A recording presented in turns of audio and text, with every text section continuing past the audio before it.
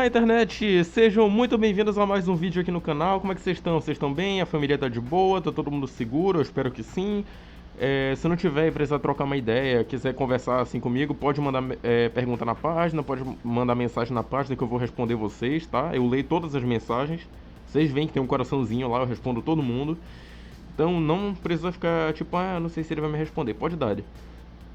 Por favor, evitem sair de casa, tá? A gente ainda não tá numa situação legal pra ficar fazendo isso. Pelo amor de Deus, eu sei que todo mundo tá doido pra sair de casa. Eu tô doido pra sair de casa, mas não dá. Continua em casa, por favor. Evita abraçar tua avó. Se precisar sair de casa, pelo amor de Deus, usa luva, usa máscara. Quando chegar em casa, taca álcool em gel na mão, entendeu? Sei lá, toma banho de álcool em gel se preciso, por favor. Bom, o canal tá quase fazendo um ano e eu sei que vocês lembram que lá no começo eu fiz um vídeo falando da essência do Homem-Aranha, o que pra mim era essencial no Homem-Aranha. Esse vídeo ele acabou evoluindo para uma pequena série onde eu falo sobre todas as coisas que pra mim são essenciais no personagem. Sejam elas no próprio personagem ou no núcleo em que ele está inserido. No caso, a parte 2 eu falei só sobre a Tia May e a Mary Jane. Porque pra mim elas são muito importantes pro personagem. E hoje eu tô aqui pra fazer a terceira parte do vídeo. Se não tiver mais alguma outra coisa pra falar, eu dependo de vocês também para dizer se falta mais alguma coisa pra falar ou não. Se não tiver mais nada além desse vídeo, o próximo já é a comparação. Eu tô aqui pra falar hoje sobre os vilões do Homem-Aranha e sobre as tragédias. Então, por favor, né, se você gostar desse vídeo, não esquece de deixar o like, de se inscrever no canal, clicar no sininho para ativar a notificação e compartilhar com os amigos, por favor, me ajuda bastante. Então, bora lá, né? No ano 1 do Homem-Aranha, a gente tem aqui a apresentação de vários vilões que hoje a gente tem como clássicos, como por exemplo, o Camaleão, o Abutre, o Dr. Octopus, Homem-Areia, Lagarto, Duende Verde, Mistério, Kraven. E assim, esses vilões, eles entraram para a história do personagem. São 60 anos de Homem-Aranha, 60 anos desses personagens. E assim, o importante do Homem-Aranha, o que mais interessa nele, é o fato de que ele não desiste. Ele não é um herói que vai chegar e resolver uma situação. Tipo, não é que nem o Superman, por exemplo. O Superman chegou, pronto, acabou a luta. Dependendo do vilão, né? Depois foram criar vilões que aguentam a porrada. Mas de início ele só chegava, pronto, acabou. O Homem-Aranha não. O Homem-Aranha ele apanha, ele pega porrada de igual para igual. Às vezes ele precisa até fugir no meio da luta porque ele não tá dando mesmo. E assim, ele é um cara que volta pra casa, pensa no que aconteceu, bola uma estratégia e tenta de novo. Esse tipo de herói que ele é. Tanto é que ele de vez em quando precisa criar alguma contramedida pra algum vilão. Seja um traje anti-electro, seja um traje contra todo o Sexteto Sinistro, seja um inversor magnético contra o Abutre, por exemplo, para desativar as asas dele, ou então um aspirador de pó contra o Homem-Areia. E assim, à medida que esses vilões foram surgindo, o Homem-Aranha foi amadurecendo como personagem e tal, até que chegou num ponto que foi necessário os vilões se unirem para derrotar ele. No caso, foi quando criaram o Sexteto Sinistro. Na primeira anual dele, todos os vilões, os 6 dos vilões que ele tinha, se juntaram por causa do Octopus, que bolou um plano para tentar derrotar ele. Deu certo? Não deu, mas acabou se tornando uma equipe que ia entrar para a história. Tem várias e várias formações do Sexteto Sinistro, mas sempre liderados pelo Octopus. Vez ou outra aparece alguma versão diferente que dentro do universo eles até zombam. É uma cópia do que o Dr. Octopus fez. Ele que criou o Sexteto Sinistro. Os vilões do Homem-Aranha, no geral, eles são bem pessoais, por assim dizer. Por exemplo, o Duende Verde, a maior rixa do Homem-Aranha com o Duende Verde é por causa da morte da Gwen, que eu vou falar nesse vídeo ainda. A maior rixa do Homem-Aranha com o Dr. Octopus aconteceu no caso quando o Otto simplesmente tomou o corpo do Homem-Aranha, que foi em Homem-Aranha Superior. Aliás, o link vai estar na descrição, tá? Porque parece que vão desativar os cards, então o link das partes anteriores vai estar aqui embaixo também, tá? E assim, esses vilões, eles têm uma conexão bem próxima com o Homem-Aranha. Eles são vilões bem pessoais mesmo. Não é tipo, é tipo, ok, tô aqui, Peter Parker e tal, de boa. Oh não, Tony Stark está brigando com o vilão. Vou lá ajudar. Oh não, você atrapalhou meu plano de derrotar o Tony Stark. Eu vou me vingar de você. Eu tô zoando o MCU, tá? Não é literalmente assim que acontece, mas entendeu? Eu ainda vou tentar fazer o vídeo direitinho, tal, explicando por quê, que não sei o que, dando passo a passo, mas eu ainda acho um pouquinho zoado. Não tanto quanto eu achava um ano atrás, mas ainda assim bastante.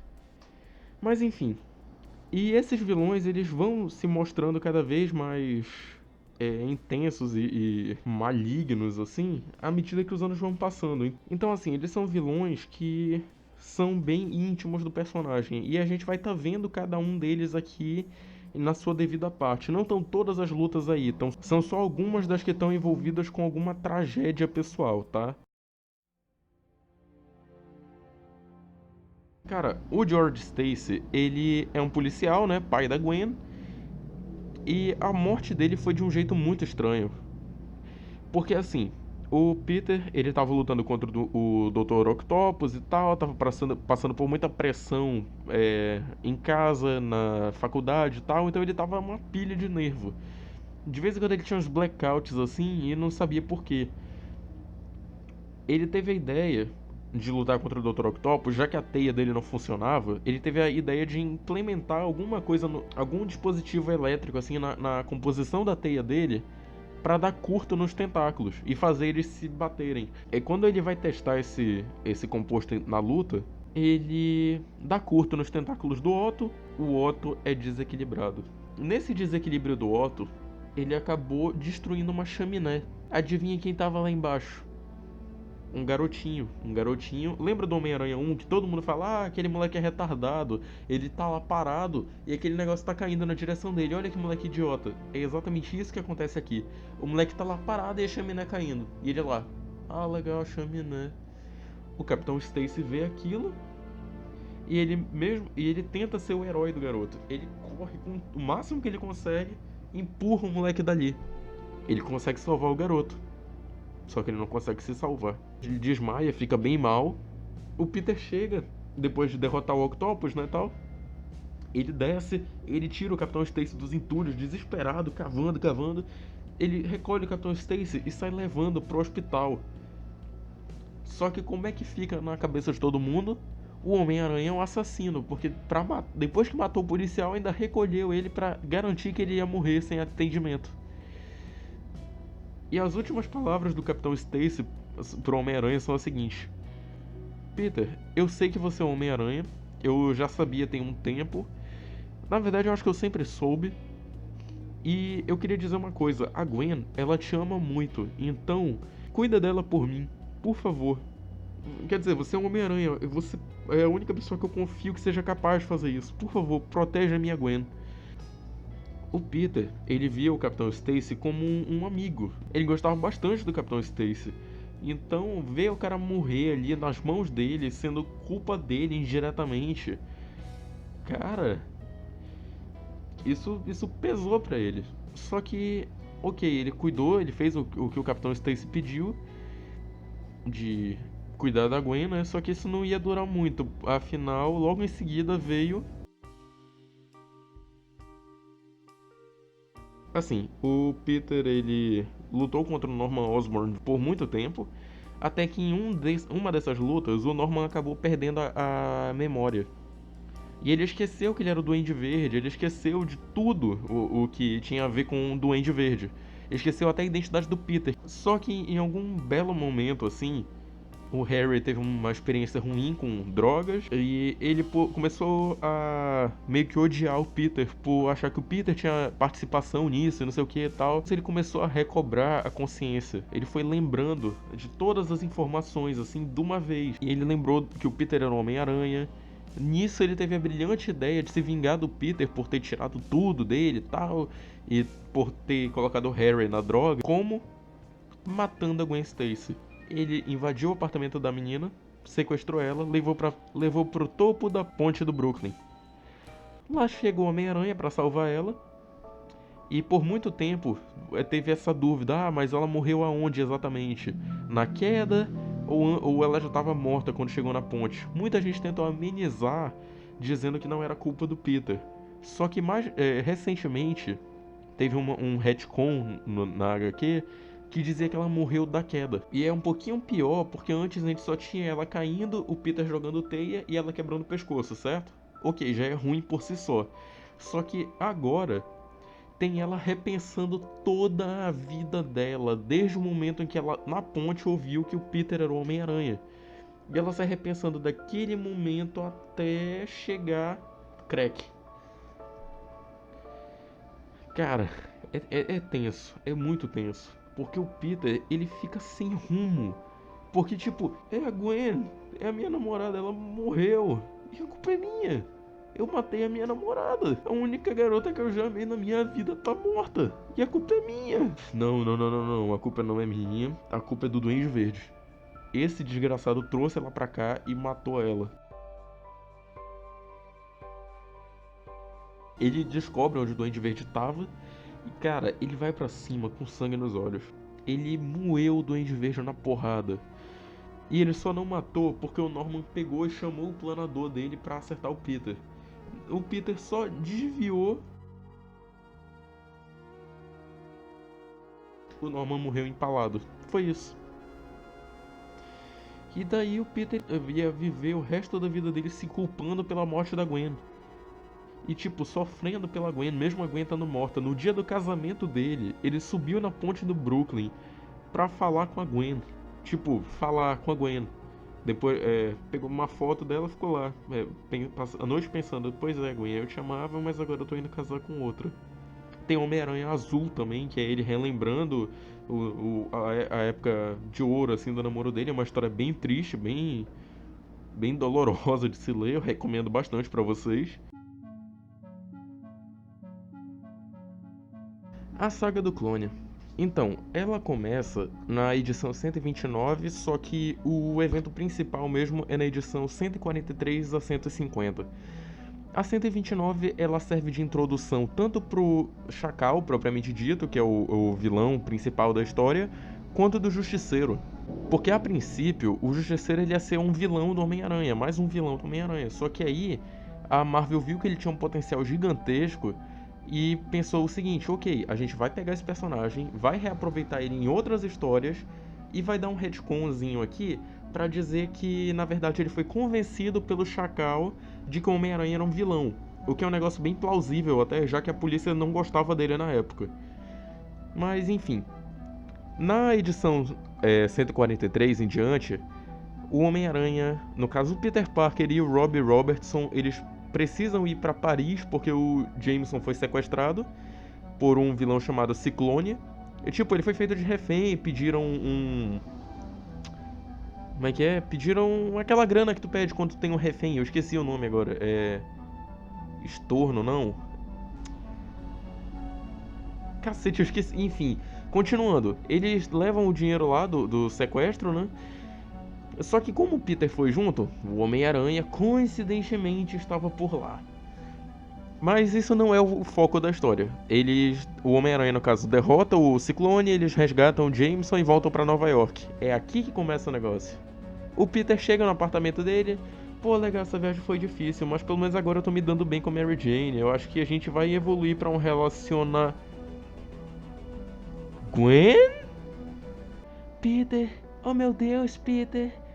Eu estou tão confusa. Eu cheguei na minha casa e eu não encontrei ninguém. Então eu vim aqui no seu apartamento. Eu não sei o que fazer. Peter, me diga o que está acontecendo. E o Peter, tipo, sai da minha casa. Sai da minha casa. Sai, bora. Passa. Passa. Cara, o Peter, ele tem uma reação horrível. Porque, tipo, ele não acredita. Ele não aceita de jeito nenhum. E ele tá certo, né?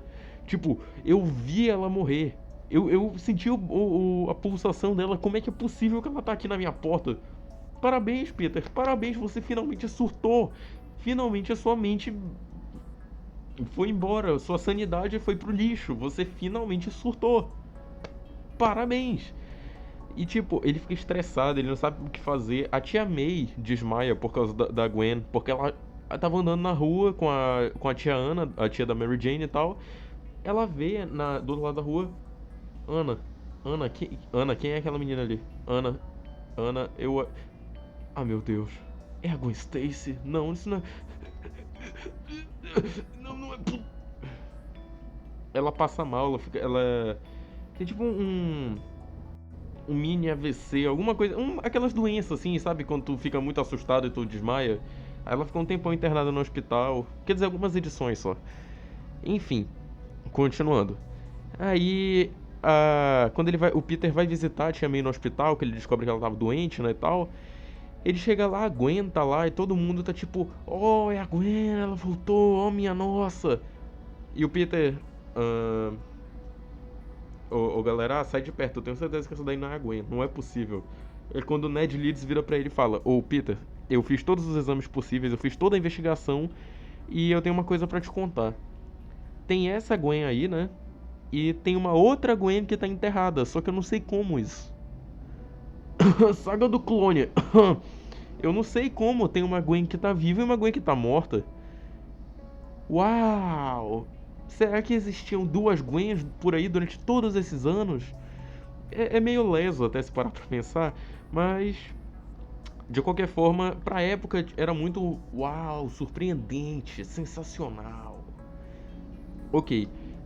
O Peter ele não fica muito convencido de que aquela é a verdadeira Gwen Stacy, então ele age de um jeito muito estranho com ela, ao mesmo tempo que ele negligencia a companhia da Mary Jane, que fica extremamente revoltada, porque tipo, peraí, tá me dizendo que a gente tava quase no relacionamento, aí agora só porque a tua ex voltou do inferno, tu quer terminar? É isso mesmo?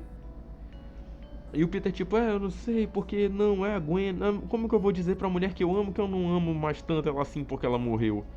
Oh meu Deus, isso é tão complicado. Cara, é complicado, é bem complicado. Tipo, como é que tu lida com uma situação dessas? Aí aparece também o Tarântula, que é um inimigo que ele tinha botado na cadeia. O Chacal ajudou ele a fugir da prisão. Nisso, o Chacal arma um esquema lá com o Tarântula e tal, pra armar pro Homem-Aranha. No caso, pra pegar o Homem-Aranha e começar a vingança dele. Eles estão lutando no meio da rua e tal, eles entram num ônibus, quando ele olha, a Gwen tá dentro do ônibus. E ele tipo, Gwen, sai daqui, pelo amor de Deus, Gwen! Vaza! Vai dar merda! Sai! A Gwen, ela não era a Gwen original, era um clone, obviamente, só que ela tinha passado por uma lavagem cerebral, então ela só obedecia ao Chacal. Por isso que não adiantava ele gritar pra ela sair do ônibus, ela ia continuar lá. E o Chacal queria se vingar do Homem-Aranha como? Levando todo mundo pro topo da ponte do Brooklyn. Chegando lá, ele fala pro Homem-Aranha, porque você deixou ela morrer, você falhou, a culpa é sua, não sei o que, agora você vai pagar com a sua vida. Ele pega o Homem-Aranha tá todo preso, ele pega e joga o Homem-Aranha do topo da ponte na esperança de matar ele. Só que não dá certo, o Homem-Aranha sobrevive. Ele se encontra com o Ned Leeds e fala o seguinte: cara, tem alguma coisa muito errada. Não é possível ter duas Gwens por aí. Ninguém nunca falou disso. Topa investigar? Aí o Ned, cara, tá, tô dentro, bora. Eles vão atrás do professor Miles Warren, o professor de biologia do Peter. Ele fala: vocês podem procurar um meu ex-assistente de laboratório que cá entre nós eu acho que ele é um cara meio estranho assim, sabe? Eu não me dou muito bem com ele. E tem dois locais possíveis que vocês podem investigar onde vocês vão achar ele. Aí o Peter e o Ned falam o seguinte: beleza, Ned, tu vai pra aquele lugar, eu vou pra esse. Beleza. O Peter chega lá, o Tarântula tava lá. O Peter vai de Homem-Aranha, né? Ele chega lá, o Tarântula tava esperando por ele. E adivinha? O Ned foi sequestrado no outro lugar. Quando ele finalmente acorda, ele tinha sido dopado pelo Tarântula. Quando ele finalmente acorda, ele tá num estádio. O Ned Leeds tá amarrado perto de uma bomba. Tá a Gwen Stacy, o Chacal e o Homem-Aranha. Ei, quem é você? Quem é você? Eu sou o Homem-Aranha. Eu também sou o Homem-Aranha. Eles lutam e tal. Enquanto isso, a Gwen, ela supera a lavagem cerebral e vai falando tipo: Não, você é doente, você matou o seu assistente de laboratório porque ele era contra você fazer clonagem em humanos, você é um monstro, você é um assassino. Aí o Chacal, que se revela como sendo o professor Miles Warren, ele, não, não, era o Chacal, eu não sou assassino. Aí a Gwen pega e tira a máscarazinha dele lá. Não, você é o Warren, olha, você tá dentro do. O cara tem problema mental, entendeu? É tipo assim, eu sou o Felipe, certo? Dentro do uniforme. Não, eu sou Homem-Aranha. Tá aqui, eu sou Homem-Aranha. Aí eu tiro o uniforme, não, eu sou Felipe, Homem-Aranha. Felipe, Homem-Aranha. É assim que o Warren se vê. Só que aí a Gwen começa a jogar um monte de verdade na cara dele. E ele percebe que na verdade ele tá errado. É aí que ele resolve ajudar o Homem-Aranha. Ele, não, eu sou um monstro, não sei o que. Chega, eu tenho que parar com essa insanidade. Enquanto isso, tá lá os Homens-Aranha se batendo. Ele pega, solta o Ned Leeds. O Peter mal consegue proteger o Ned quando vai tudo pelos ares. O professor Warren morre. O clone morre. Fica só o Peter, o Ned e a Gwen Stacy. Finalizado tudo isso, o Peter e a clone da Gwen, eles chegam no consenso. A clone decide que vai morar fora do país, viver uma vida toda com outro nome e tal. Vai ser uma outra pessoa diferente, né? Vai estudar, fazer o que ela quiser, porque ela tem uma vida toda pela frente ainda. E assim, essa é a saga do clone original. Tu vê que ela é infinitamente bem mais simples do que a dos anos 90. Essa saga, o propósito dela era só esse: olha, o Homem-Aranha foi clonado e agora quem é quem? Uau! Só que no final ele morre, o clone morre. E a gente fica bem claro de que quem morreu foi o clone. O problema é que nos anos 90 eles trouxeram esse clone que morreu de volta, achando que era o Peter. E aí que entra todo aquele processo de que esse clone na verdade é o Ben Reilly, o que sobreviveu é o Peter, ou será que é o contrário? Entra também o Kane, que é o primeiro clone que o Miles Warren tinha feito, porque na verdade ele não morreu. Só que essa história ela é tão complicada e tão extremamente ruim que eu não sinto nem vontade de colocar ela aqui. A saga em si, ela não é tão uau, nossa, que incrível. Mas o negócio aqui é o peso psicológico que ela traz, porque o Peter, ele é muito atormentado psicologicamente, entendeu? Ele é tipo assim, a gente lê a HQ e pensa, pô, ok, ele tem os problemas dele, mas ele tá lidando bem. Cara, é trauma após trauma. O Peter, ele não consegue ficar bem. É tipo, a morte da Gwen passou 2 anos. Ele, ok, eu acho que eu já tô bem. Tô engatando um relacionamento com a Mary Jane. Lá vem o Chacal e. Toma, clone da Gwen na tua cara. Te vira. Cara, o psicológico dele vai pro lixo, entendeu? E o Chacal, ele é desgraçado por isso. Ele vive trazendo de volta memória ruim pro Peter. Ele não clona a Gwen só uma vez. Vive aparecendo o clone da Gwen depois desse ponto. No caso, nos anos 90, a assistente de laboratório dele era um clone da Gwen. O cara, ele é um velho pedófilo. Porque, mano, a Gwen só tinha. Ela era menor de idade. Quer dizer, ela tinha uns 18, 19. Enfim, mano, o cara é doente, entendeu? Ele é um velho desgraçado. Ele queria pegar a Gwen. Aí, como o Peter tava namorando ela, ele. Não. Aí ele, quando a Gwen morreu, eu senti alguma coisa dentro de mim ir embora. Aquele amor, aquele sentimento que eu tinha por ela, que não sei o que. Mano, vai se tratar, seu velho desgraçado. Tu não tem o direito de ser feliz, não tem. Me irrita. Eu tenho raiva do Chacal. Porque ele é um velho doente, mano. O cara malhou, fez um traje tecnológico só pra se vingar de um cara que perdeu a namorada. Ele quer se vingar de um cara que já tá sofrendo. Olha como maldito ele é. A Jinda Wolf, ela é uma policial, né? Tal. Ela é uma das únicas policiais que não detestam o Homem-Aranha. Ela é meio que amiga dele, trabalhou em vários casos junto com ele e tal. E é isso. Ela foi brutalmente assassinada por um vilão. Só que ninguém sabe quem é esse vilão. O Homem-Aranha, quando ele fica sabendo disso, cara, ele fica desesperado. Ele quer saber quem que matou a amiga dele. Ele vai atrás de um policial, que é o Stan Carter, que esse cara tava investigando o assassinato dela, né? Eles ficam investigando, entram em contato um com o outro de vez em quando, mas não dá em nada.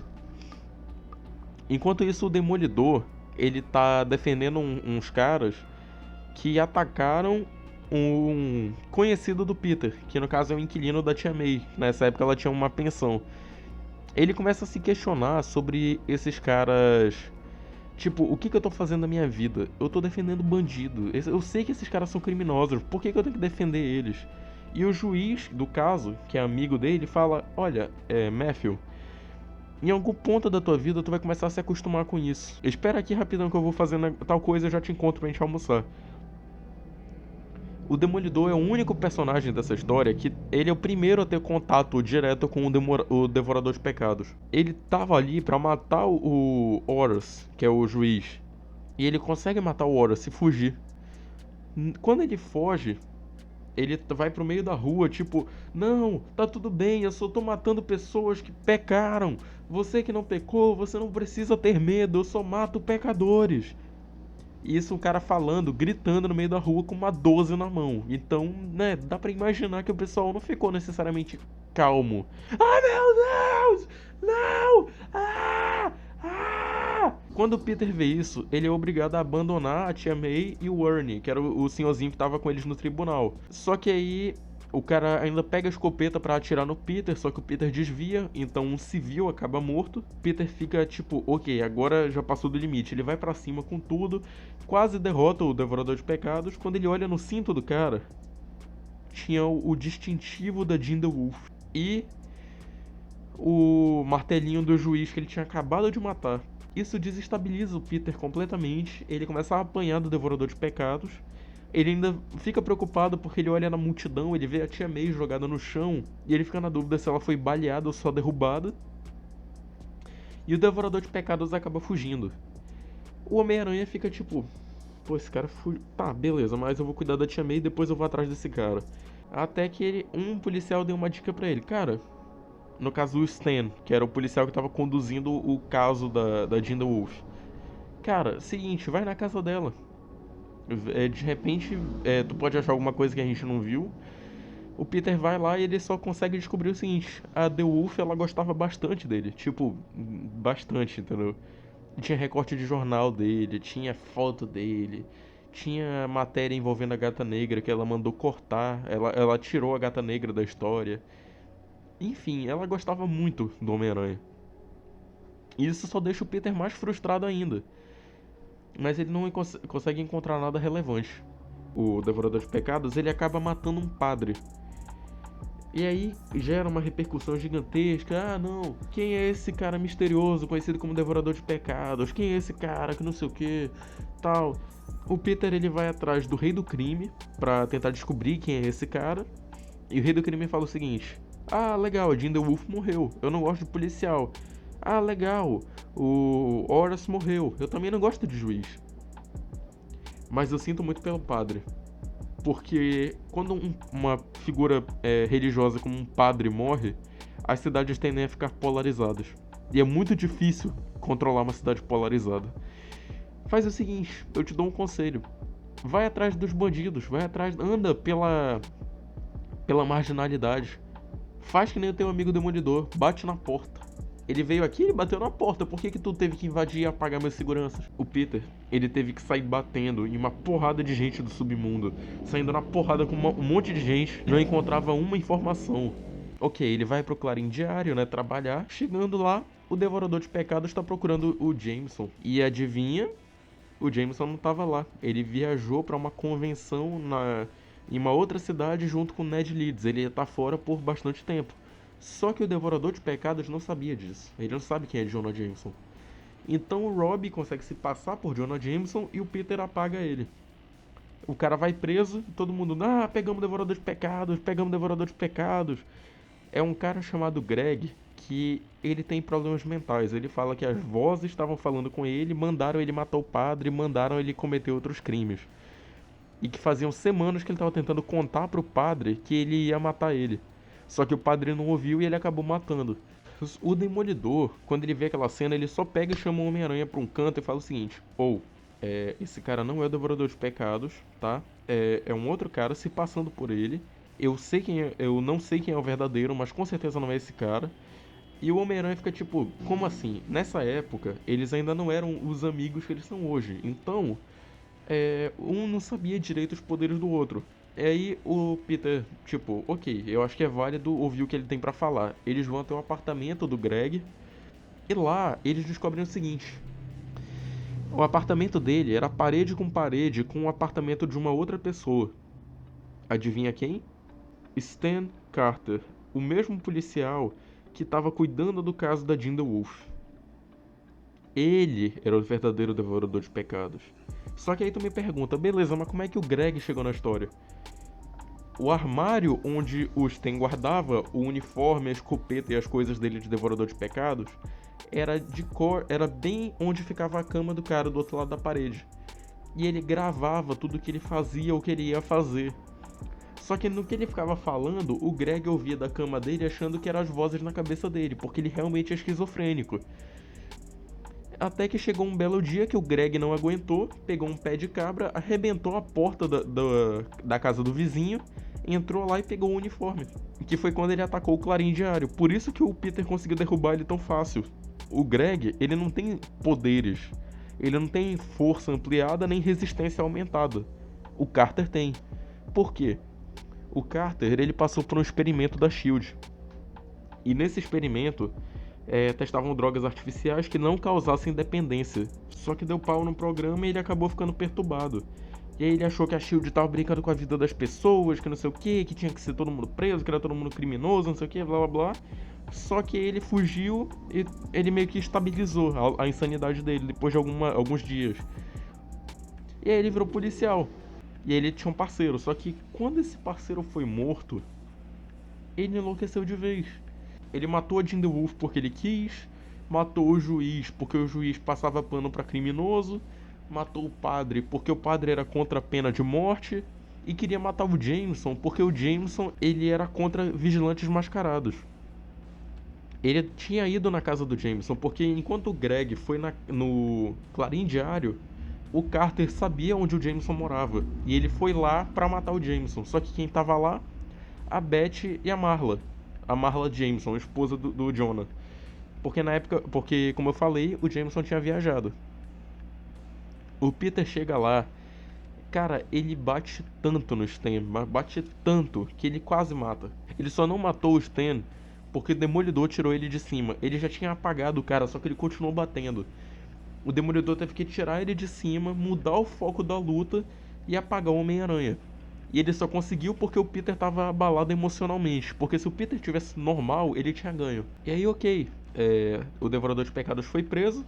Só que quando ele estava sendo transportado da delegacia para uma outra prisão, tinha manifestantes lá que descobriram, porque saiu pra mídia que o Devorador de Pecados era um policial, né? Todo mundo queria quebrar o cara na porrada. Porque, tipo, pô, a gente não pode confiar mais nem na polícia. Estranhamente atual isso, mas enfim. Eles queriam quebrar o cara na porrada e o Demolidor. Não, a gente não pode deixar o Homem-Aranha. Eu não me importo, ele é um assassino. O Demolidor, não, mas é a sua moral e não sei o que, isso não é certo, ele tem que ser julgado. Não é problema meu. Isso foi muito Peter Amazing Fantasy XV. Ele fez a mesma coisa que. Foi basicamente isso que causou a morte do Tio Ben. Só que nesse caso era meio justo o que aconteceu. Só que o Demolidor, ele consegue convencer o Peter a ir lá e proteger o Devorador de Pecados. E no final o Peter consegue ajudar. Ele impede o Demolidor de ser espancado. E pega o Stan e tira de lá pra ser julgado. E aí no fim o Peter e o Demolidor ficam aqui, ó. Amigões, amigões. Só que isso não ia durar porque algum tempo depois o Devorador de Pecados ia ser solto. Mas, né, isso não é história pra cá. Aqui só o que importa é que a Jinda Wolf foi morta pelo Devorador de Pecados. Então, assim, é mais uma morte, né, que pesa na consciência do Peter. Cara, é horrível ser um Homem-Aranha, de verdade. É legalzinho ver ele jogando teia e tal, ele fazendo piadinha, mas cara, é horrível. É realmente horrível ser um Homem-Aranha.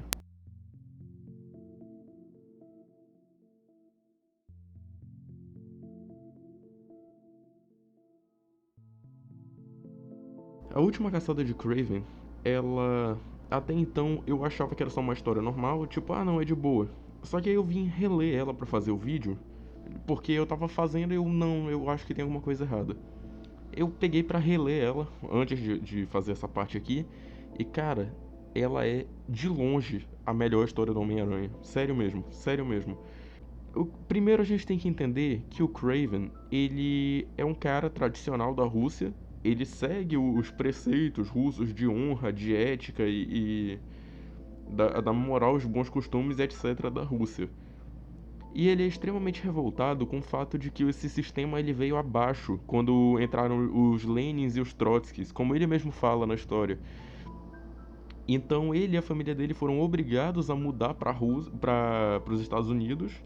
A história se passa em 88, 89 por aí, e ele fala que eles vieram há 70 anos, os pais dele.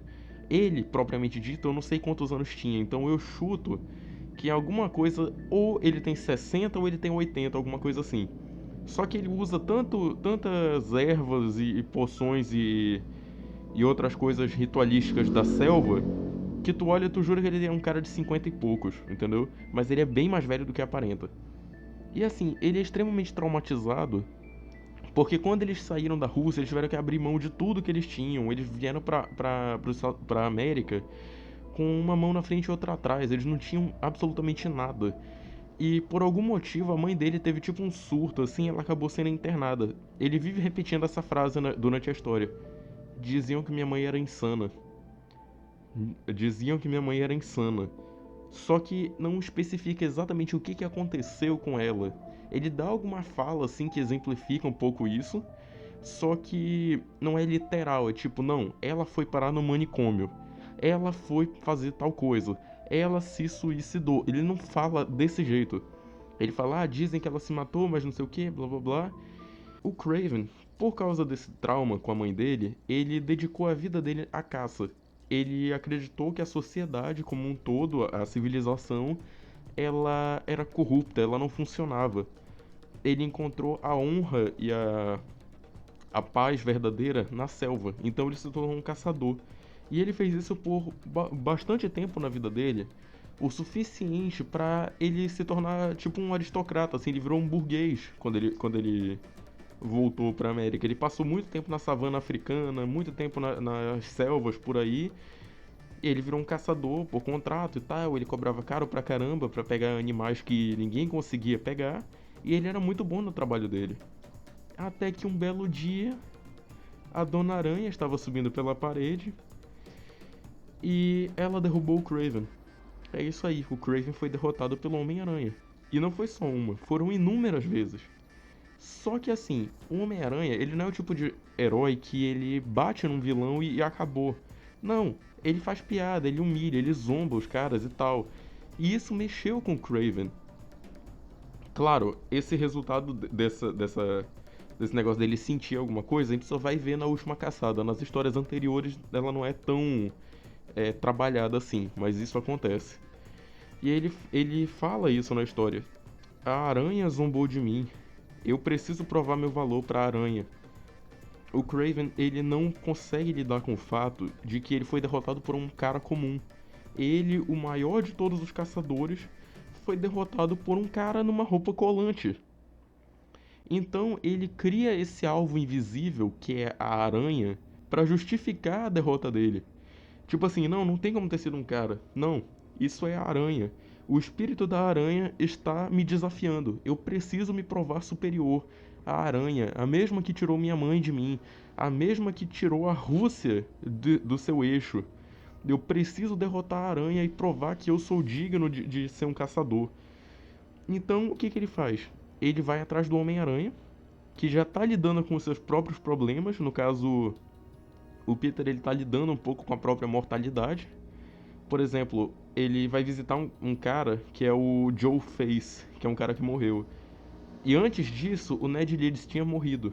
E o Ned Leeds é um grande amigo dele do Clarim Diário e tal. E aí ele fica tipo, pô, ontem foi o Ned, hoje foi o Joe. Será que amanhã é quem? A Mary Jane? A Tia May? Eu? Ah, cara, eu sei, todo mundo vai morrer. Um dia eu vou morrer, mas não hoje. Não hoje. E essa dualidade do Kraven com o Homem-Aranha na história, ela funciona de um jeito espetacular. Porque tu vê a motivação do Kraven, tu vê a motivação do Homem-Aranha. E aí a história vai desenrolando. O Kraven, ele preparou uma mistura de ervas e tal pra lutar contra o Homem-Aranha. Ele finalmente conseguiu pegar o Homem-Aranha e ele matou o Homem-Aranha. Ele faz um velório, ele enterra, faz toda uma cerimônia e tal. Se veste como Homem-Aranha, na época ele tava com traje negro ainda. Ele se veste como Homem-Aranha e aí ele começa o ritual dele. Ele entra numa sala dentro da casa dele que tem uma vidraça cheia de aranhas, bebe uma poção que ele preparou. Só que aí aqui entra um detalhe interessante.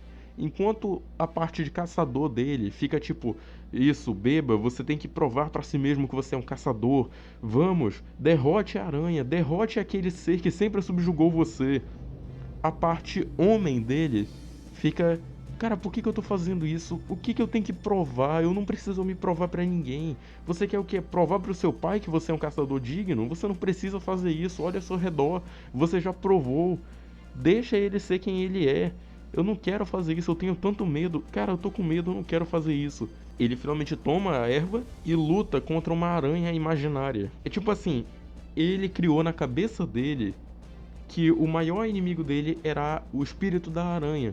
Só que isso tudo era só pra enfeitar o fato de que ele foi derrotado por uma pessoa. Só que ele não consegue lidar com esse fato direito, e aí pra isso precisou de todo esse ritualismo, no caso de matar o Homem-Aranha, de passar pela aprovação, vestir a pele da aranha, no caso o traje, e superar a aranha em todos os sentidos possíveis. Daí ele sai combatendo crimes e tal, matando pessoas, aleijando pessoas, fazendo um monte de coisas ruins. E isso tudo por umas 2 semanas, enquanto o Peter estava morto. A gente também tem a participação do Ratos, que ele é um personagem bem importante aqui, eu achava que não, mas ele é bem importante. Ele tem vários problemas assim, tipo, ele não consegue raciocinar direito, porque ele é um híbrido. Então, tipo, uma parte dele tenta lembrar quem ele era antes e a outra tenta aceitar quem ele é agora. Então ele tem essa dualidade. Ele não consegue subir a superfície porque toda vez ele lembra do sol, do calor, ele não gosta da luz, ele prefere a escuridão, ele prefere ficar no esgoto.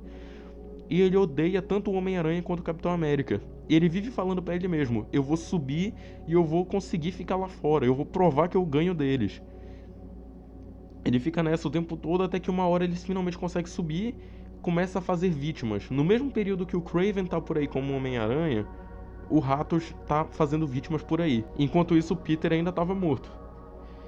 Até que um ponto junta a história dos dois, porque o Kraven, quando ele vê no noticiário que o Ratos tá solto e tá matando pessoas, ele lembra que o Homem-Aranha nunca conseguiu derrotar o Ratos. E é aí que é a aprovação final dele. Ele vai atrás do Ratos, ele destrói o Ratos, moe o Ratos na porrada e leva pra mansão dele. E isso tudo ele esperando o Homem-Aranha voltar, porque ele não matou o Homem-Aranha. Ele drogou o Peter pra ficar 2 semanas em coma, sem precisar de nada. Eu não sei como, ele ficou num caixão enterrado, sem ar, e sobreviveu. Ok, enquanto o Kraven capturou o Ratos e tal, o Peter tá numa jornada mental, tentando entender se ele é o homem ou se ele é a aranha. Porque, tipo, eu sou um cara que se veste de aranha, eu sou uma aranha que finge que é uma pessoa. Será que, na verdade, tudo isso não passa de uma ilusão minha, de algum delírio meu? Será que no fim eu sou só essa aranha rastejando? Será que no fim eu sou o Peter Parker? Mas quem é Peter Parker? E no fim, quem salva ele de tudo isso? É o amor pela Mary Jane. Tipo assim, ele tava tão focado nessa questão de mortalidade que ele não tinha se ligado que ele podia sair de lá. Entendeu? Não é só porque enterraram ele que ele tava preso lá embaixo. Então ele tava tão focado na questão da mortalidade que ele pensou que ele tava morto e ficou lá. Ok, eu tô morto, isso daqui não é real, eu tô no limbo, acho que eu vou ficar por aqui mesmo. E aí ele começa a ir puxando coisas que aconteceram. Ele começa a lembrar da Mary Jane, lembrar do Kraven.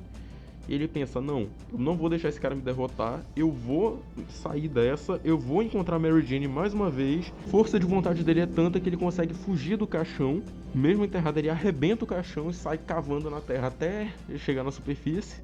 Só que ele não vai atrás do Kraven, ele vai atrás da Mary Jane pra garantir que ela tá segura. Porque quando ele sai, como ele foi enterrado no quintal da casa do Kraven, ele entra na mansão do Kraven pra tentar confrontar ele, não encontra, e ele descobre que ele ficou sumido por 2 semanas. É quando ele foge e vai atrás da Mary Jane pra ver se tá tudo bem, porque ele sumiu por 2 semanas. Quando ele finalmente garante que tá tudo certo, ele, acho que nem precisa se recuperar, ele simplesmente pega e vai embora. Passa o que? Algumas horas só, ele já tá de pé de novo. E quando ele chega pra confrontar o Kraven, é aqui que começa a magia da história. O Kraven tava esperando ele, e aí o Peter, você roubou 2 semanas da minha vida, seu desgraçado, não sei o que. E o Kraven na cabeça dele falando, o homem ainda não entendeu, mas a aranha sim, ela já se submeteu, ela já aceitou. Eu derrotei ele, eu provei que eu sou superior. Diferente dos outros vilões, ele conseguiu derrotar o Homem-Aranha. E o Homem-Aranha sabe disso. A autoridade do Peter acabou sobre o Kraven no momento que ele foi enterrado. Me diz, como é que tu vai querer subjugar alguém que te derrotou? Que te matou, no caso. Não tem. Não tem como. Tu não tem como dizer, não, sai daí, senão eu vou. Vai o quê, mano? O cara te derrotou, tu já morreu. Tu não tem mais como controlar esse cara. A prova final disso é quando ele leva o Peter até o Ratos. E ele bota os dois pra lutarem. E o Peter quase perde pro Ratos. Ele demonstra compaixão pelo Ratos, apesar de tudo. Ele poderia ter matado o Ratos na raiva, mas ele não matou. E nisso, o Kraven meio que percebe que, ok, ele é diferente de mim. Não tem essa história de entidade aranha. A aranha que eu criei na minha cabeça, ela não é real. No fim, ele é só um cara vestido de aranha. Porque se ele fosse mesmo uma entidade, ele teria matado esse cara sem dó nem piedade, mas a ética dele impede, a moral dele impediu. E eu acho que o que eu fiz foi um erro. Acabou. Eu não vou ter mais o desafio da minha vida acabou. Eu não tenho mais. Qual é o propósito de continuar caçando o Homem-Aranha? Aí ele deixa o Ratos ir embora. E ele promete pro Homem-Aranha que nunca mais vai caçar ele. E nunca mais vai caçar na vida. E deixa o Homem-Aranha ir embora. E aí no final ele pega esse... Mas ele deixou também um documento explicando que todas as pessoas que foram mortas ou foram machucadas pelo Homem-Aranha nessas últimas 2 semanas foram o Kraven. Ele deixa claro isso justamente para não ferrar o Homem-Aranha. Ele só queria provar o ponto dele, não queria ferrar o Homem-Aranha de vez. Ele só queria provar, eu sou superior. Fim. E ele provou, e acabou. Aí no final o Peter vai atrás do Ratos, ele consegue prender o Ratos. E aí o Ratos vai preso e fica fazendo um tratamento intensivo com a doutora Ashley Kafka. Mas isso é uma história para outro vídeo, que aliás é uma história muito boa também, porque a gente entende mais ou menos como é que é o Ratos, o que tem na cabeça dele. E a última caçada, ela deixa um gosto meio estranho assim na boca, quando... Ok, não deixa gosto nenhum porque não é uma comida, mas vocês entenderam. Ela tem um sentimento esquisito, assim. Tipo, ok, o Peter ganhou, mas, cara, só venceu porque o Kraven deixou, entendeu? Então é uma história bem mais séria, assim, do que a maioria. Não tem uma piada nessa história. Uma, não tem. Não tem. É tipo a história mais séria do Homem-Aranha de todos os tempos. A segunda mais séria é... Eu acho que é De Volta ao Negro. E em terceiro é a que eu acabei de falar, que é a da morte da Jean DeWolff. Mano, sério, A Última Caçada, leiam, por favor, leiam. Não se baseia no que eu tô falando, tá? Aqui é opinião minha e eu não quero que vocês dependam no que eu falo. Se tu... É tipo assim, ok, eu acho que o que ele tá falando é válido, vai atrás pra verificar, é sério. Finalmente chegamos na origem do Venom. O Venom, ele começou como um traje alienígena durante Guerras Secretas, onde ele foi encontrado pelo Peter no mundo de batalha, criado pelo Beyonder. Eu vou poupar alguns detalhes aqui, porque senão vai ficar muito extenso e não vai ficar legal. Mas algum dia eu vou fazer review só de Guerras Secretas. Enfim, ele conseguiu esse traje alienígena e ele, uau, legal, um traje novo que obedece aos meus comandos mentais. Vou usar. Ele leva pra casa e é aqui que começa Amazing Spider-Man 252 até 257, que é quando ele se livra do traje. Nesse período, ele combateu o crime ao lado da Gata Negra e tal. Ele namorava a Gata Negra até. E, tipo, ele usava o traje direto, o traje transformava pra roupa comum, o traje reduzia, não precisava de lançador de teia. Se ele tivesse com fome, ele não precisava pegar e puxar a máscara mesmo abria pra ele comer. E ele, pô, legal, gostei desse traje, muito útil. Até que chega um período que ele começa a ficar extremamente cansado e ele não tem a menor ideia do porquê. Além de que o traje, em alguns pontos, assim, ele queria tirar e o traje não saía na hora, entendeu? Ele tipo, traje sai, aí traje ia. Aí depois de alguns dias, traje sai, traje, ou sai, solta, solta, solta. E o traje não ia. Ele foi consultar então o Reed Richards, que disse pra ele o seguinte: ó, eu fiz uns exames aqui e eu não sei como te contar isso não, filhão, mas teu traje tá vivo, tá? Isso daí não é só uma roupinha não, isso daí é um bicho. Aí o Peter, oh meu Deus, sai, sai. Ele tenta tirar a todo custo, o traje crava nele, gruda de um jeito assim que ele não consegue fazer nada. E ele fica apavorado, tipo, o que eu vou fazer agora? Essa merda não sai de mim. O Reed pega um disruptor sônico, atira, solta o traje e ele fica num tanque de contenção do Quarteto Fantástico. Isso foi na edição 257. Só que daí em diante, ele continuou usando o traje negro. Só que agora ele era de tecido, ele era de pano mesmo. E isso durou até a edição 300. Tem um momento até que ele tá indo pegar o traje e o que acontece? O traje negro, ele tinha fugido do tanque de contenção do Quarteto Fantástico. Isso é em Web of Spider-Man número 1. O traje negro simplesmente fugiu do tanque de contenção e foi atrás do Peter, porque ele sabia onde o Peter morava. E aí ele possui o Peter uma última vez. O Peter fica desesperado, sai zanzando pela cidade e tal, não sabe o que fazer, até que ele acaba batendo no sino de uma igreja. E o que acontece? Ele descobre que o traje é vulnerável ao som. Ele fica batendo no sino, mesmo, tipo, perdidaço por causa do barulho. Ele continua batendo no sino até o traje sair e soltar ele.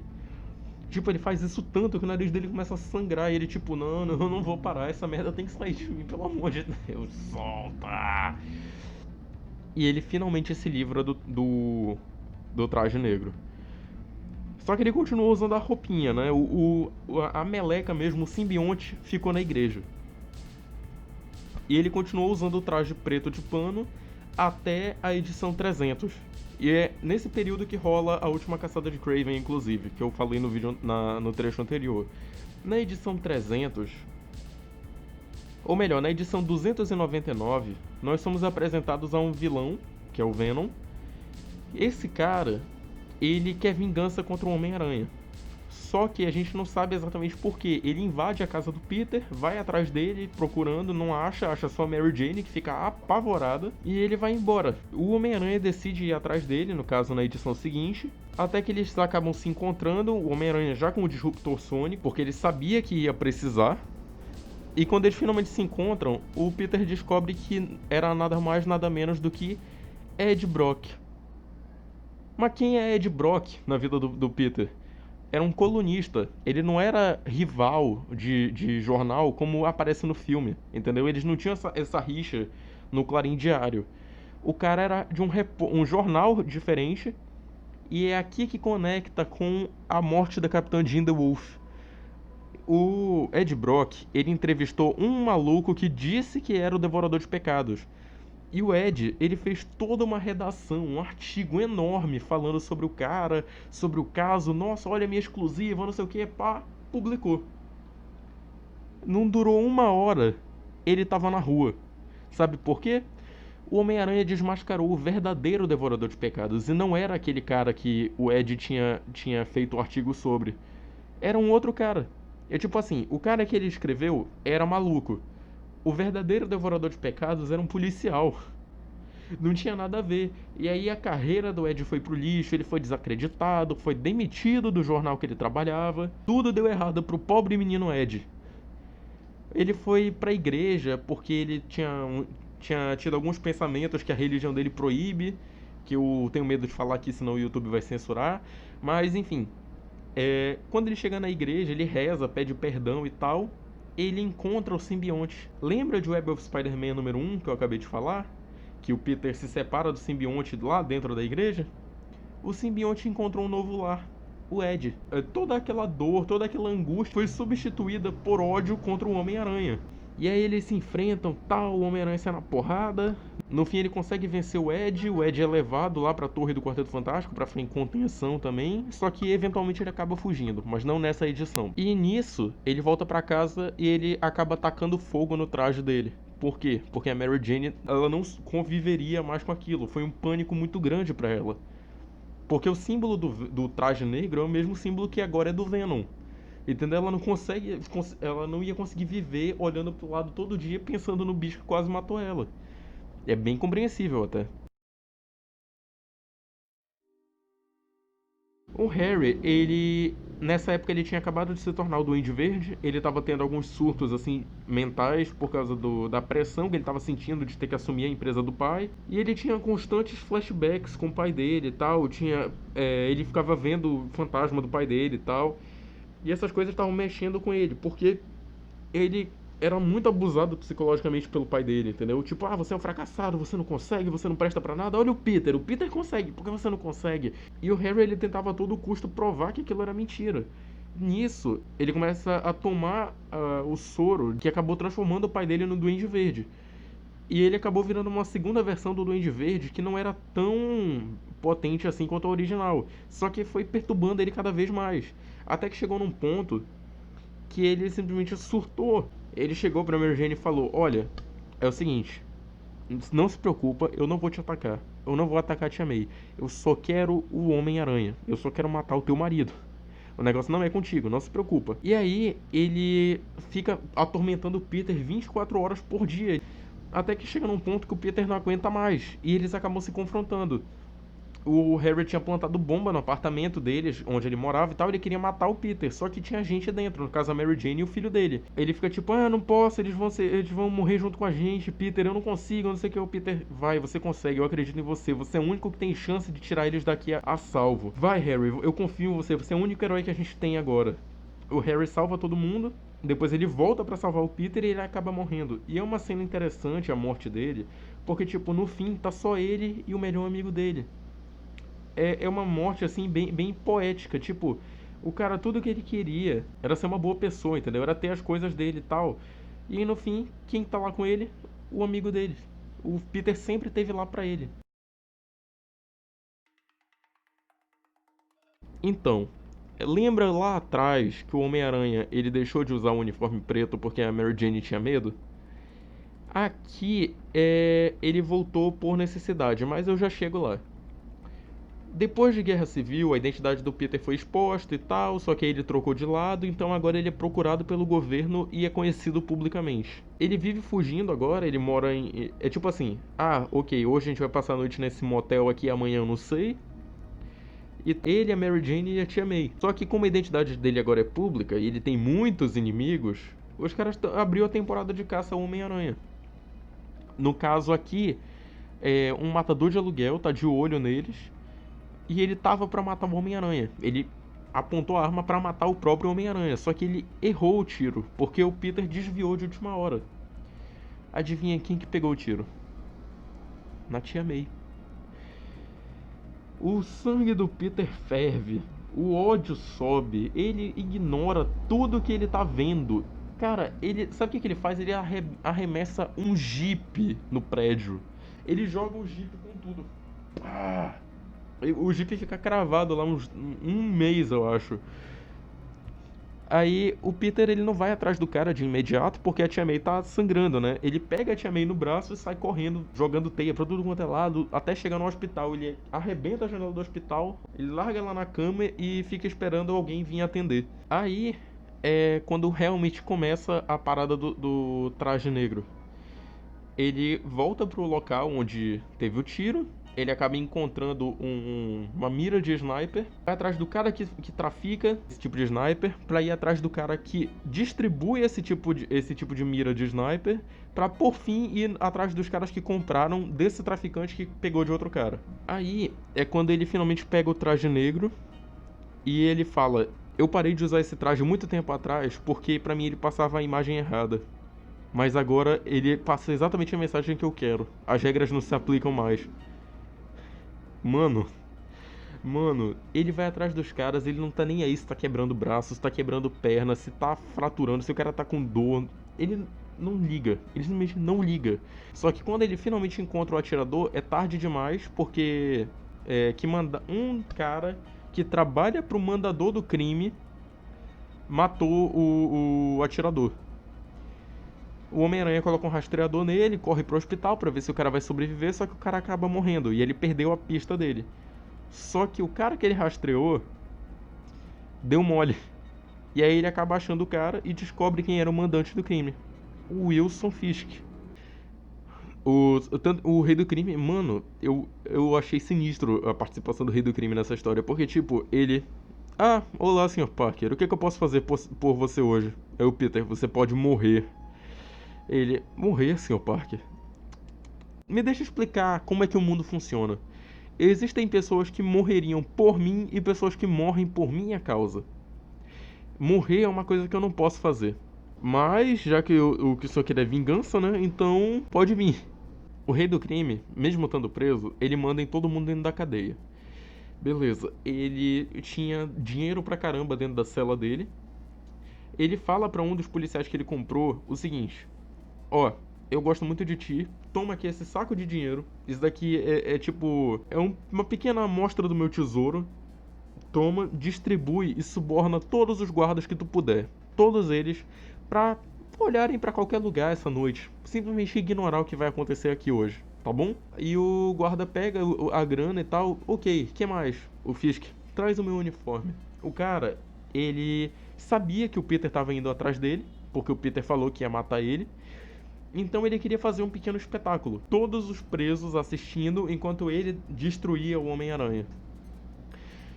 Enquanto isso, o Peter ele já descobriu quem é, né? Que mandou matar ele e a família dele. Ele pega o cara que eliminou o atirador pra passar uma mensagem. Ele dá uma lição no cara sobre cadeia alimentar. Ele leva o cara pro esgoto, prende de cabeça pra baixo, deixa um monte de rato ir atrás, quase matar o cara. E ele fala: deixa eu te dar um toque. Ninguém, jamais, e eu digo jamais, chega perto da minha família. Fala isso pros teus amigos, fala isso pra todo mundo que tu conhece, pros teus colegas de trabalho, espalha pra todo mundo. A minha família tá fora dos limites. Chegou perto da minha família, vai direto pra base da cadeia alimentar. E adivinha quem tá no topo? Não são esses ratos, não são atiradores que atacam velhas indefesas. Sou eu. Mano, baixou o Batman no menino aqui. Meu Deus. É tipo assim, se tu passar meio metro perto da minha tia ou da minha mulher, tu pode se declarar morto já. Ele chega na cadeia pra enfrentar o Fisk. Ele não faz uma piada, ele tá sério. O Fisk, olha só, o Homem-Aranha veio aqui me matar essa noite. Eu descobri uma coisa sobre o mundo. Sobre os idiotas. Eles acreditam que o bem vai vencer o mal só porque é o bem. Eles acreditam no governo, acreditam nas pessoas, acreditam num cara usando um capacete de ferro dizendo: revela sua identidade pro mundo, Peter. Vai dar tudo certo. Esses são os idiotas. E o Peter sério. Ah, tá sem piadinha hoje? Interessante, né? O Peter ele nem fala nada, ele só avança. Ele dá um porradão no Fisk. É o Fisk. Você não disse que vinha aqui me matar? Então, você tá aqui pra brigar ou pra dançar? Vem pra cima. É o Peter, não, tá certo, tá certo. Sabe, tu não entende o que esse uniforme significa pra mim. Tem uma mensagem, só que eu tenho certeza que você não entenderia. E é por isso que tá tão confuso assim pra ti o porquê de eu não ter te matado ainda. É porque eu não vou te matar. Ele pega e tira um uniforme. É o Peter Parker. Eu vou te matar. Ele entrou na cadeia pra matar o Fisk, só que não como Homem-Aranha. É por isso que não tem piada, é por isso que não tem showzinho, entendeu? Essa é a linha tênue entre o Homem-Aranha e o Peter Parker. O Peter, ele tá revoltado, não o Homem-Aranha. Ele tá ali com vontade de se vingar, não o Homem-Aranha. Cara, é genial essa estrutura assim da história, entendeu? Esse detalhezinho.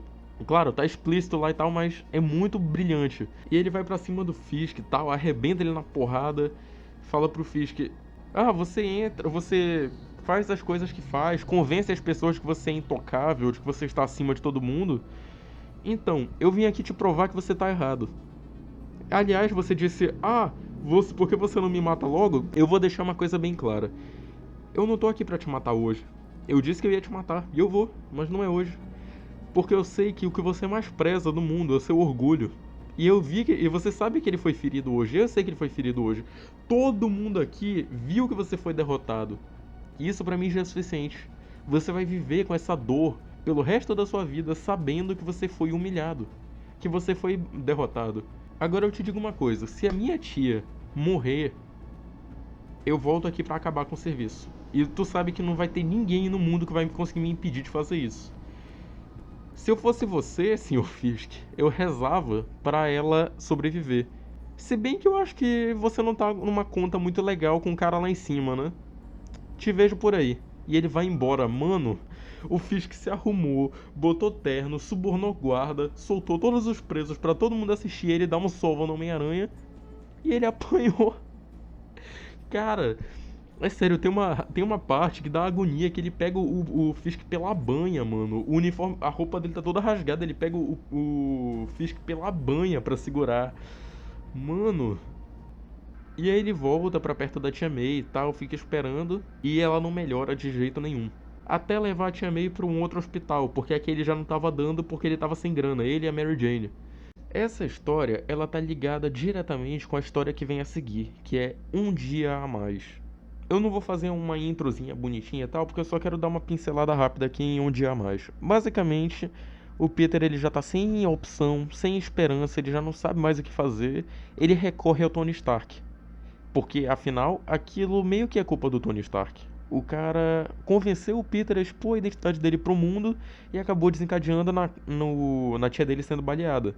Então o Stark meio que tem uma porção de culpa naquilo. Só que por causa da lei de registro, o Tony não poderia fazer nada. Esse é o problema. Se ele der dinheiro pro Peter diretamente, ele vai estar indo contra aquilo que tá na lei. Ele tá financiando um fugitivo procurado. Que é isso que o Homem-Aranha se tornou. O Peter arrebenta o Tony na porrada e tal. Até que o Tony acaba arranjando um jeito de ajudar a Tia May. Ele dá grana pro Jarvis e o Jarvis vai lá: Não, essa daqui é minha prima, que eu não sei o que, toma aqui. Eu consegui uma graninha pra poder manter o tratamento dela. Ok, legal, eles conseguiram isso. O Peter fica tentando procurar alguma forma de curar ela. Ele não sabe o que fazer. Ele vai atrás do Doutor Estranho. O Doutor Estranho fala pra ele: Peter, olha, há coisas que nem a magia pode curar. Acontece. Deve ser o tempo dela na Terra. Acabou, entendeu? Não tem o que fazer. É isso. A vida é assim. As pessoas morrem. O Peter. A questão não é que as pessoas morrem. Eu aceitaria se ela morresse de um câncer, morresse de causas naturais. Só que ela morreu baleada por um franco atirador que tinha uma bala que tava mirando pra minha cabeça. Como é que eu vou aceitar que é a hora dela se ela foi baleada por minha causa? Me diz. Ele fala com o Doutor Estranho, ele tenta a todo custo mudar o passado, só que ele não pode. Ele simplesmente não pode. E o Doutor Estranho fala pra ele: Peter, sinto muito, não tenho o que fazer. Quer meu conselho como médico? As pessoas, quando elas estão em coma, elas conseguem ouvir tudo que tu fala. Então, se tu ama tua tia tanto quanto tu tá demonstrando agora, volta pro hospital, fala pra ela o quanto tu ama ela, o máximo que tu conseguir. Esteja lá com ela nos momentos finais. Cara, isso derrubou o Peter de uma maneira que, mano do céu, nenhum vilão esperaria fazer um troço desse. Ok, ele falou com o Doutor Estranho e tal, ele tá desesperançoso. Ele sai do Sanctum Sanctorum e encontra uma garota. Essa garota fala pra ele: pois é, né? O cara aí dentro falou que não podia fazer nada, mas eu posso te ajudar. A garota fala: Vem, me segue, eu vou te mostrar uma coisa. Até que, procurando a garotinha, quem ele encontrou, adivinha? Pois é, Mephisto. Pra quem não sabe, o Mephisto é o capeta da Marvel, né? O cara é do mal. Por que eu tô contando essa história aqui? Por um detalhe. Ela não é bem sobre vilões, ela é só tragédia.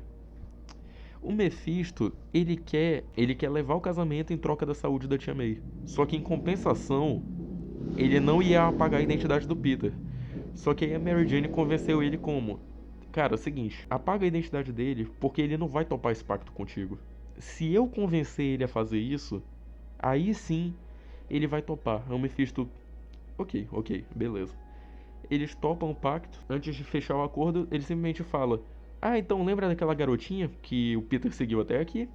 É, ela é a filha que vocês nunca vão ter. Adeus. Cara, cara, eles apagaram não sei quantos anos de casamento. A Marvel teve a cara de pau de jogar fora tudo que a gente viveu até aqui. Eu digo a gente porque eu, como fã, eu acompanhei essa bagaça. Eu tava lá. E aí eles pegam. Não existe mais. Eles criaram todo esse plot da Tia May ser baleada, do de não ter esperança nenhuma pra jogar essa. Tipo, e aí, vai fazer o pacto ou não? Vai fechar ou não? Hã? Vai ignorar tudo que tu já viveu pra salvar a véia ou não? Ai, cara, é sério, doeu. Essa realmente doeu. Nenhuma história antes dessa tinha me feito tanto mal quanto essa. É sério, eu tava chorando 10 minutos atrás, antes de gravar esse trecho do vídeo. Mano, é sério. Porque. Tudo que eles viveram foi pro saco, entendeu? Eles não têm mais o casamento deles. Todo aquele tempo que eles passaram juntos, tudo que eles viveram, a história da caçada de Kraven, nada disso importa mais, porque não aconteceu do jeito que a gente conhece. Não é mais.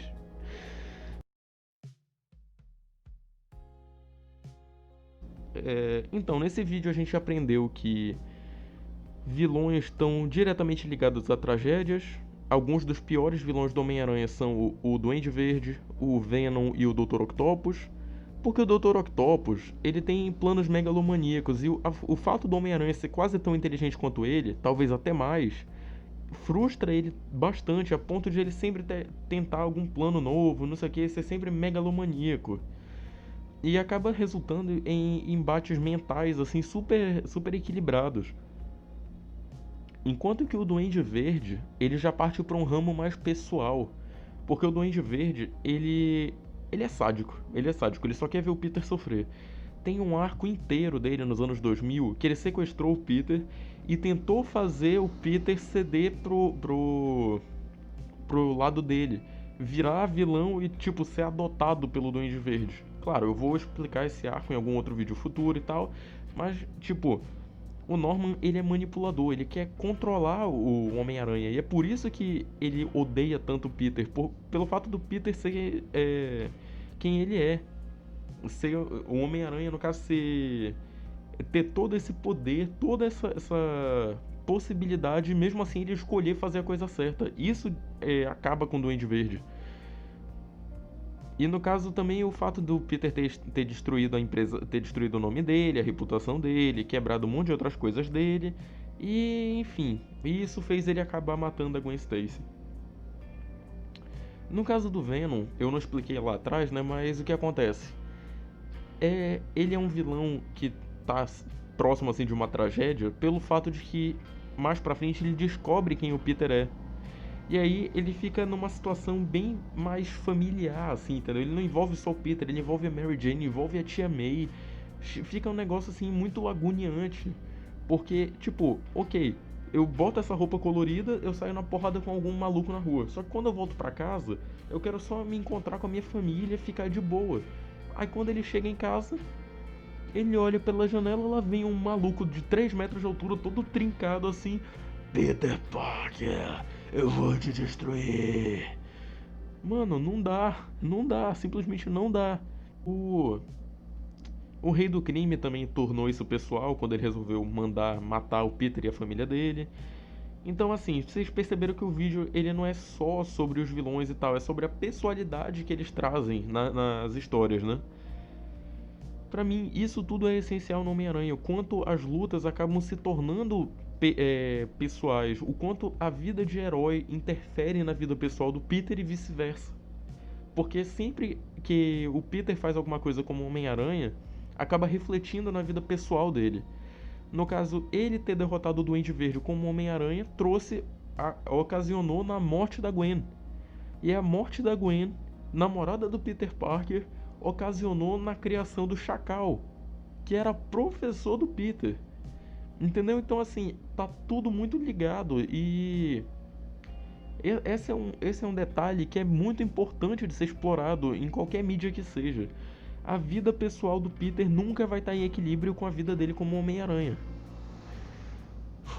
Uau, foi poético agora, hein? Sinistro, beleza. Eu vejo vocês. Eu sinceramente não sei quando, mano. Esse vídeo tá acabando comigo. Eu tô gravando. Eu tô refazendo ele. Que é dia 28. Sendo que ele foi gravado quase uma semana atrás. E essa semana inteira eu passei editando esse vídeo. Então, tipo, depois desse daqui eu vou fazer a comparação dos três Homens-Aranha. Só que pode esperar mais uma semana aí pra sair, tá? Ou então, se faltar alguma parte da essência dele, pode falar nos comentários, tal, porque eu vou pesquisar um jeito de fazer, tal, e eu vou trazer pra vocês, beleza? Por enquanto é só. Espero que vocês fiquem bem e até a próxima. Tchau.